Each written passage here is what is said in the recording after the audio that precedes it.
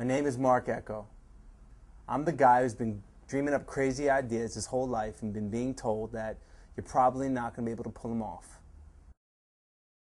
What makes this country great is that the best and brightest minds that built it dreamt of what could be rather than what couldn't be. They rejected tradition and convention. They created, they expressed, they debated, and a country was born that is still the freest in the world. The president is the leader of this country. His highest responsibility, arguably, is to protect our freedoms. And the first among those is our right to speech. That's why I tagged the president's plane. The president can't fly around like a rock star, talking about how America is the greatest country in the world, but ignore what makes it great. I thought the idea of spray painting the president's plane would be a great way to open a dialogue and encourage a new way of thinking. While I've been inspired by graffiti my whole life, I really never got much higher than the 8-foot ceiling of my parents' garage. And there are thousands of kids like me whose voices are being illegally suppressed. In America, you could join the military at 18 years old and fight for this country overseas. You can file a lawsuit at the age of 18. You can get married. You could start a business.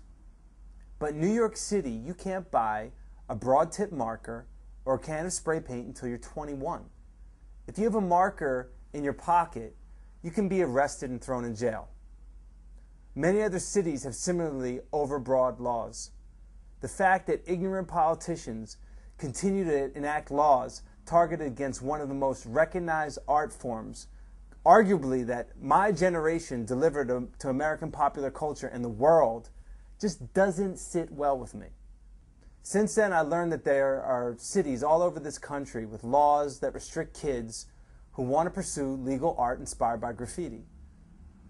Look, there's no gray area here. Vandalism and the destruction of other people's property is wrong. That's not what I'm advocating. Simply put, I'm advocating everyone's right to free speech.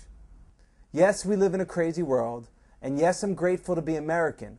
I love everything about this country, the opportunities, the challenges, and the security that it provides.